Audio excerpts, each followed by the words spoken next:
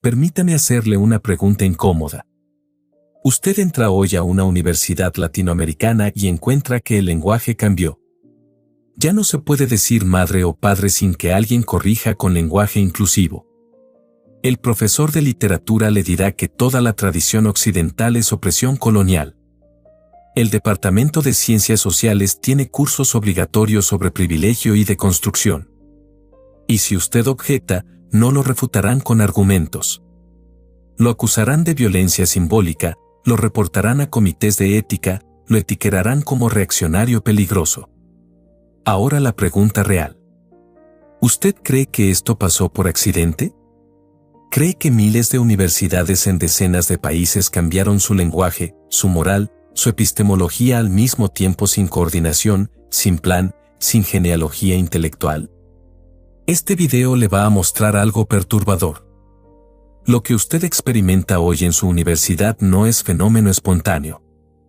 Es la etapa final visible de un proceso centenario diseñado por pensadores específicos con nombres, conceptos y estrategias que puedo rastrear paso a paso. Y la razón por la que usted no lo sabía es porque el plan funcionó exactamente como debía funcionar. Capturó las instituciones que enseñan historia, lenguaje y moral. Por eso usted heredó el resultado sin conocer la causa. Vamos a trazar la línea causal exacta. Desde un intelectual marxista italiano encerrado en una cárcel fascista en 1922 hasta el profesor woke que hoy controla el comité de diversidad de su universidad. 4 nodos históricos. Nombres. Fechas. Conceptos. Y al final, la razón por la que Roger Scruton vio esto cuando casi nadie más lo veía. Antes de entrar a la historia, necesito que entienda por qué esta genealogía importa para su vida concreta. Porque no estamos haciendo arqueología intelectual por curiosidad. Estamos trazando el mapa de cómo su universidad se volvió hostil a usted. Piense en su experiencia. Usted llegó a la universidad esperando aprender a pensar con rigor. Y descubrió que hay temas prohibidos, preguntas censuradas, autores descartados no por argumentos sino por identidad. Usted abrió un libro de teoría social contemporánea y encontró que toda la tradición occidental es narrada como historia de opresión. Colonialismo, patriarcado, heteronormatividad, supremacía blanca. No como problemas históricos específicos que requieren análisis matizado, sino como esencia ontológica de Occidente que debe ser deconstruida hasta los cimientos. Y lo más desconcertante, usted notó que sus profesores, educados en universidades prestigiosas, repiten esto con convicción moral absoluta. No lo presentan como hipótesis discutible. Lo presentan como verdad ética evidente. Y quien no lo acepte es moralmente deficiente. Usted se preguntó si estaba loco. Si era el único que veía la contradicción. No está loco. Lo que usted percibe es real. Pero necesita entender cómo llegó ahí. Porque si no entiende la genealogía, va a responder con rabia inarticulada. Va a gritar que la universidad es marxista. Y el profesor le va a decir que usted no entiende qué es marxismo. Y técnicamente tendrá razón. Porque lo que hoy controla su universidad no es marxismo clásico. Es algo más sofisticado.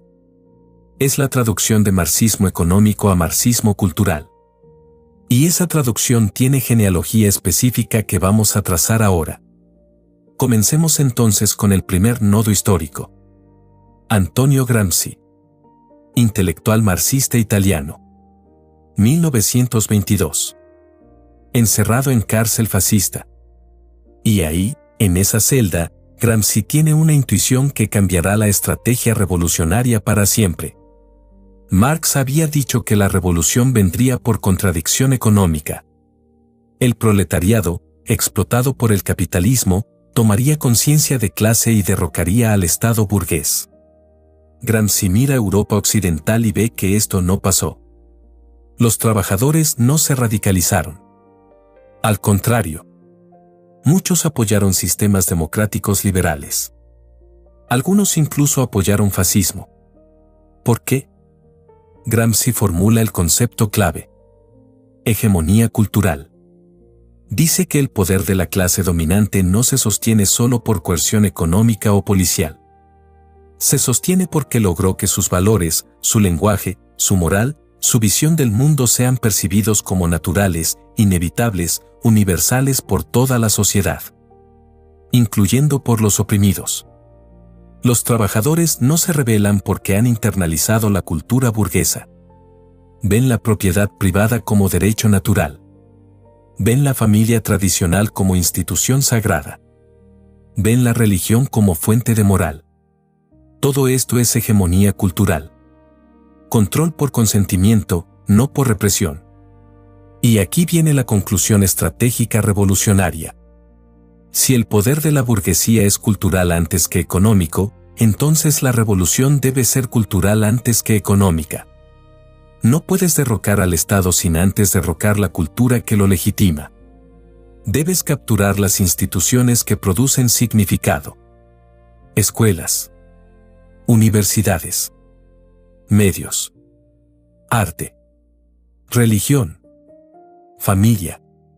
Y desde ahí, lentamente, transformar el sentido común de la sociedad. Gramsci no vivió para implementar su estrategia. Murió en prisión. Pero dejó sus cuadernos.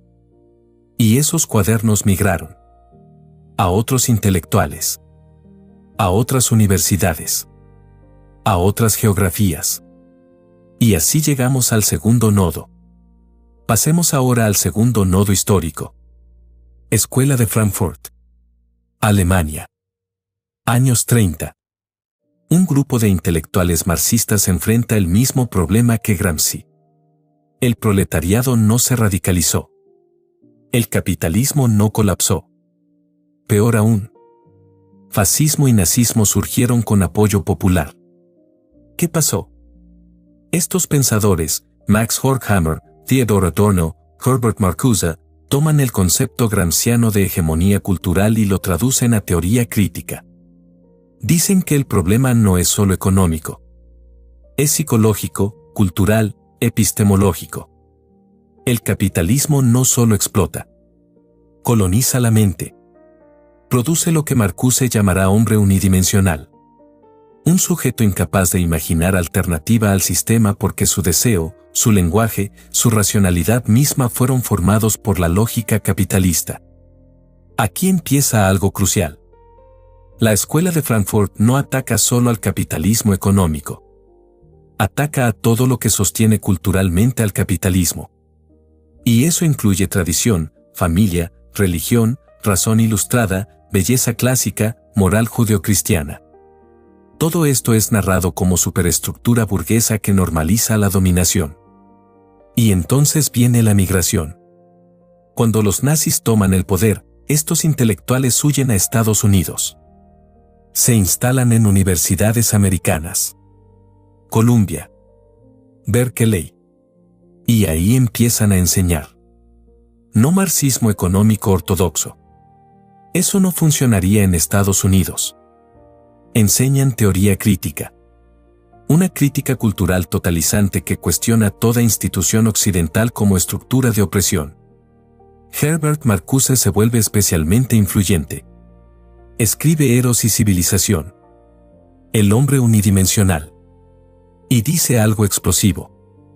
Dice que la tolerancia liberal burguesa es en realidad represión disfrazada. Porque tolera discursos que perpetúan dominación. Por lo tanto, la verdadera liberación requiere lo que él llama tolerancia represiva. Tolerar solo discursos liberadores. Reprimir discursos opresores. ¿Quién decide cuál es cuál?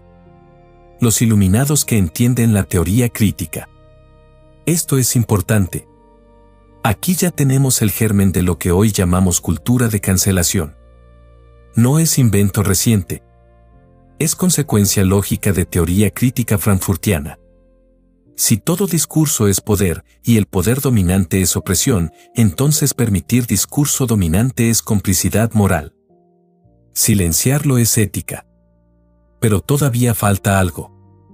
Estos son intelectuales escribiendo libros densos. ¿Cómo estas ideas se vuelven movimiento cultural masivo? Ahí entra el tercer nodo. Examinemos ahora el tercer nodo histórico. Mayo del 68. París. Estudiantes en las calles. Huelgas. Barricadas. Y un lema que resume todo. La imaginación al poder. Aquí pasa algo decisivo. Los estudiantes del 68 no son proletarios explotados. Son hijos de clase media burguesa educados en universidades. Leyeron a Marcuse. Leyeron a Adorno. Leyeron a Gramsci traducido al francés. Y dijeron, la revolución no vendrá por asalto estatal violento. Vendrá por marcha larga a través de las instituciones. ¿Qué es marcha institucional? Es estrategia gramsciana operacionalizada. Entrar a instituciones culturales. Universidad, medios, arte, educación, burocracia estatal. No para destruirlas desde afuera, sino para capturarlas desde adentro. Volverse profesor. Volverse editor. Volverse burócrata de política pública. Y desde ahí, lentamente, transformar lenguaje, currículo, criterios de contratación, políticas de diversidad. Y esto es exactamente lo que hicieron. Los estudiantes del 68 no se fueron a las fábricas. Se fueron a las universidades. Hicieron doctorados. Se volvieron profesores. Y entrenaron a la siguiente generación. Que entrenó a la siguiente. Que entrenó a la siguiente. Y así, en 2 o 3 generaciones, universidades que en 1950 enseñaban canon occidental con orgullo, en 2020 enseñaban que ese mismo canon es historia de opresión que debe ser deconstruida. Aquí está la clave. No hubo golpe de Estado. No hubo violencia masiva. Hubo paciencia estratégica. Captura generacional. Y porque fue lenta, porque fue invisible, la mayoría de la gente no notó cuando cambió el consenso. Un día despertaron y descubrieron que sus hijos en la universidad les decían que la familia es estructura patriarcal. Que la nación es constructo colonial. Que la belleza clásica es supremacía blanca. Y se preguntaron cómo pasó. Pasó aquí. En mayo del 68. Cuando teoría crítica se volvió práctica institucional. Llegamos así al cuarto nodo. Universidad woke. Años 90 hasta hoy. Y aquí llegamos a lo que usted vive cotidianamente. ¿Qué es universidad woke? Es la normalización completa de teoría crítica como sentido común institucional. Ya no es posición académica controvertida. Es epistemología oficial. Es moral oficial. Es lenguaje oficial. Mire los síntomas. Estudios de género. Teoría crítica racial. Estudios poscoloniales.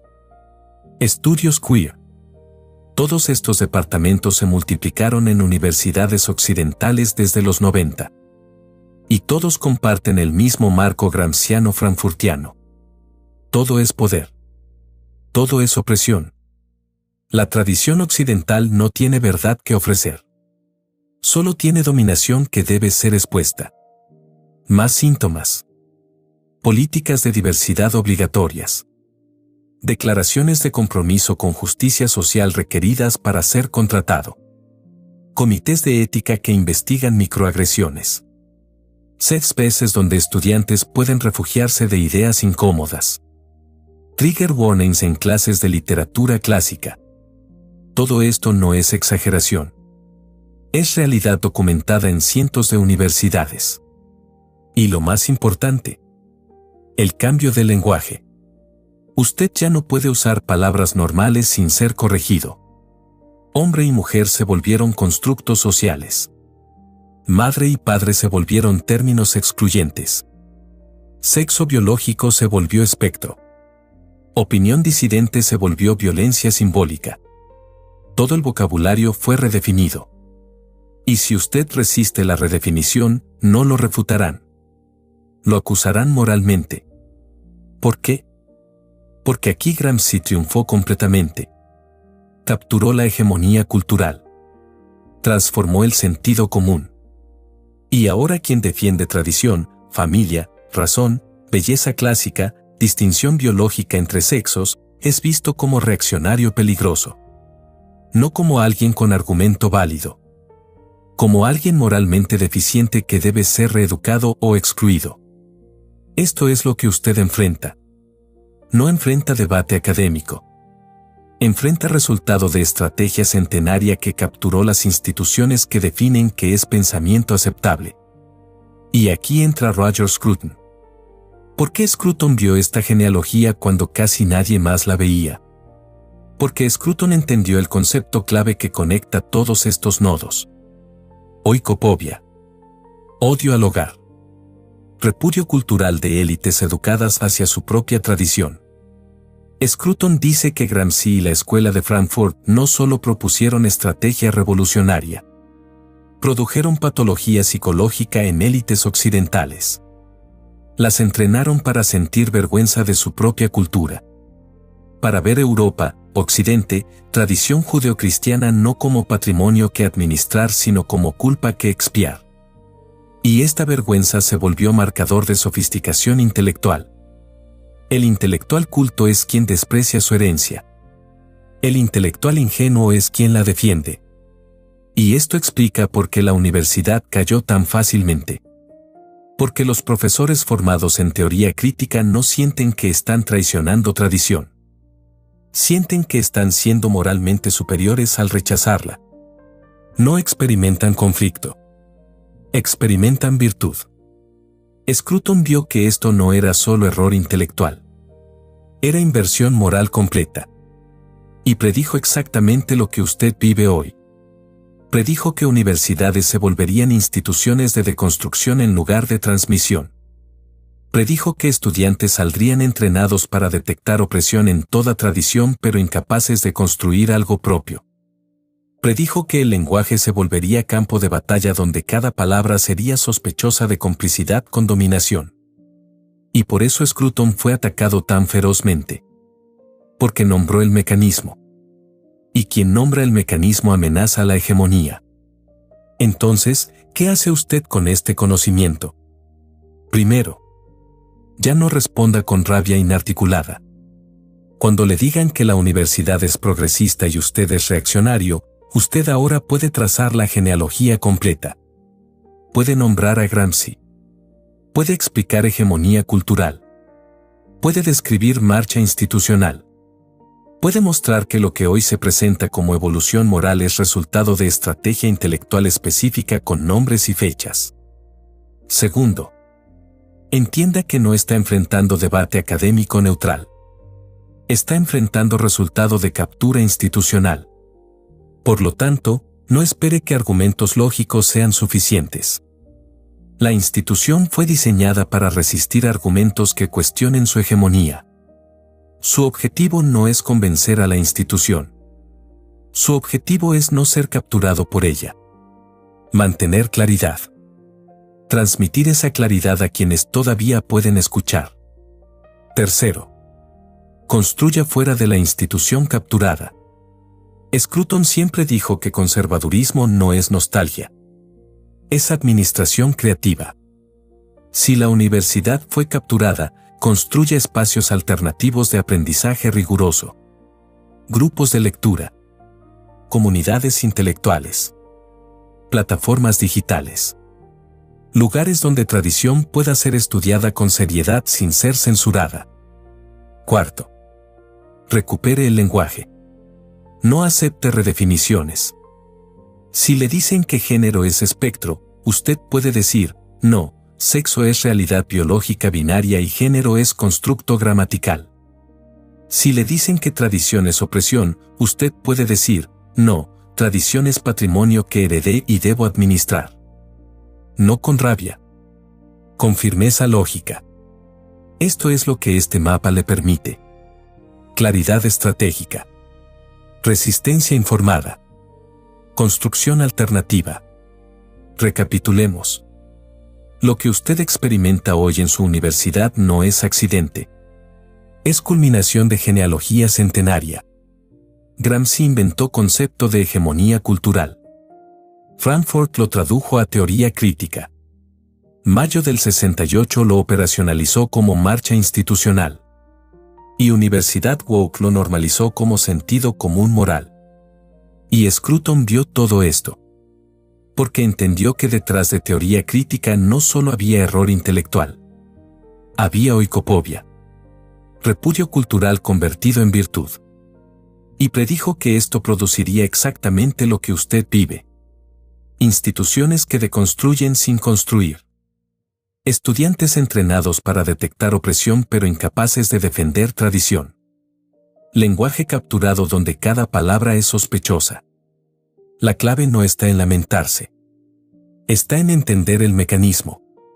Porque quien entiende el mecanismo puede resistirlo sin ser capturado por él. Puede nombrar lo que está pasando. Puede transmitir esa claridad. Puede construir alternativas. En el próximo video de esta serie examinaremos el concepto scrutoniano de contrato involuntario. ¿Por qué tenemos responsabilidad moral con generaciones que no elegimos?